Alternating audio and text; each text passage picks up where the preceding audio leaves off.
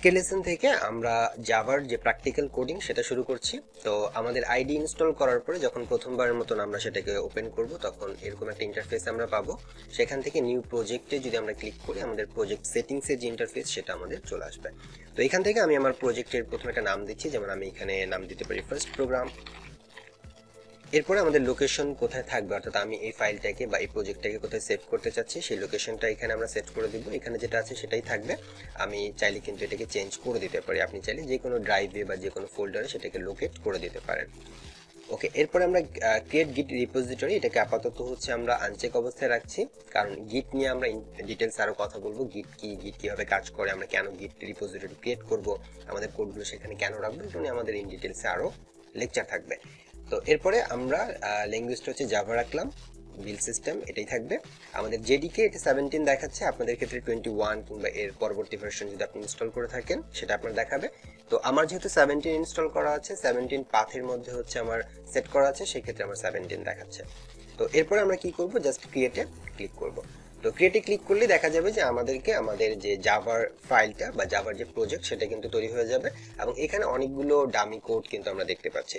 তবে এই কোর্স যেহেতু একদম বিগিনার ফ্রেন্ডলি, তো অনেকের কাছে এই কোডগুলোকে অনেক কমপ্লিকেটেড মনে হতে পারে। সেক্ষেত্রে আমি যেটা করব, আমি হচ্ছে এই কোডগুলো সম্পূর্ণ কোড আমি ডিলিট করে দিচ্ছি এবং একদম প্রথম অবস্থায়, একদম নতুন অবস্থায় কিভাবে একটা জাভা কোড লিখতে হয় আমরা সেখান থেকে শুরু করছি। জাভা প্রোগ্রাম লেখার সময় আমাদের দুইটা জিনিস মাথায় রাখতে হবে। একটা হচ্ছে যে প্রত্যেকটা জাভা প্রোগ্রামের একটা ক্লাস অবশ্যই থাকবে এবং একটা মেইন মেথড থাকবে। সো এই দুইটা ছাড়া কিন্তু একটা জাভা প্রোগ্রাম রান করতে পারবে না। তো আমরা প্রথমেই ক্লাসটাকে ডিক্লেয়ার করে নিচ্ছি। সো পাবলিক ক্লাস মেইন, আমাদের এই ক্লাসটার নাম হচ্ছে মেইন। তবে আমরা যখন ক্লাসের নামকরণ করব বা যখন আমরা ক্লাসটাকে ডিক্লেয়ার করব বা ক্লাস ক্রিয়েট করব, তখন অবশ্যই সেই ক্লাসের নামের প্রথম অক্ষরটা বড় হাতে হতে হবে। এরপরে এই যে ক্লাসটাকে আমরা ডিফাইন করলাম, এই ক্লাসটার একটা এরিয়া থাকবে। এই ক্লাসটা কতটুকু এরিয়া নিয়ে কাজ করবে, তো এই এরিয়াটুকু ডিক্লেয়ার করার জন্য আমাদের যেটা করতে হবে, একটা কার্লি ব্রেস দিতে হবে।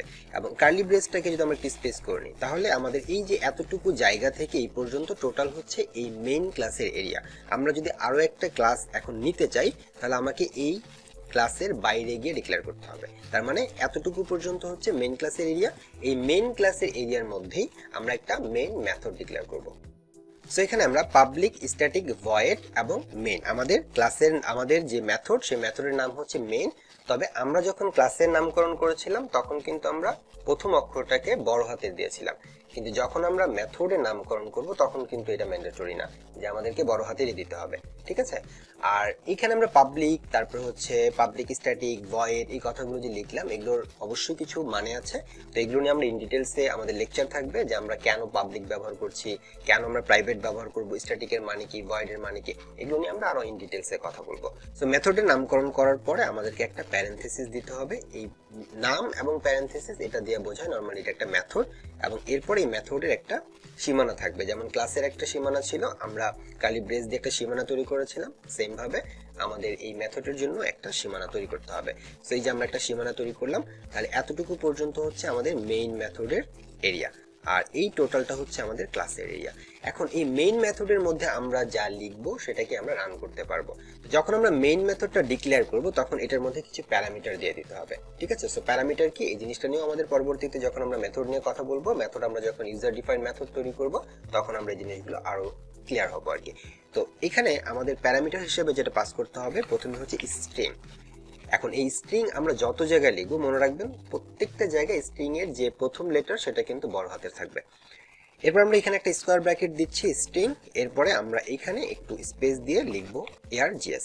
এতটুকু যদি আমরা করি তাহলে আমাদের মেইন মেথড ডিক্লেয়ার শেষ। এখন এই মেইন মেথডের মধ্যে আমরা যেটা লিখবো সেটাকে আমরা রান করতে পারবো। যেমন আমরা আমাদের এক্সাম্পল অনুযায়ী যদি এখন এখানে হ্যালো প্রোগ্রামার্স এই সেন্টেন্সটাকে শো করতে চাই, তাহলে আমাদেরকে লিখতে হবে system.out.println। এটা হচ্ছে আমাদের একটা মেথড, যে মেথডের সাহায্যে আমরা একটা সেন্টেন্সকে বা যে কোনো কিছুকে আমরা শো করতে পারি। এবং এরপরে এর ভিতরে এই প্রিন্ট এলএন এর যে ব্র্যাকেট প্যারেনথেসিস আছে, এর ভিতরে আমরা হচ্ছে একটা সেন্টেন্স পাস করতে চাচ্ছি। যেমন আমাদের সেন্টেন্স হচ্ছে হ্যালো প্রোগ্রামার্স। এখন এটাকে যদি আমরা রান করে দেখতে চাই যে আমাদের এটা আউটপুট কি আসে, তাহলে এখানে আমাদের একটা প্লে আইকন আছে, এটাতে যদি আমরা ক্লিক করি তাহলে এই যে মেথডটা আমাদের মেইন মেথড সেটা হচ্ছে রান করবে। সো রান মেইন মেথডে আমরা ক্লিক করলাম। মেইন মেথড রান করার পরে আমাদের নিচের দিকে আমাদের কিন্তু একটা আউটপুট আসলো হ্যালো প্রোগ্রামার্স, যেটা আমরা এখানে দেখতে চাচ্ছিলাম।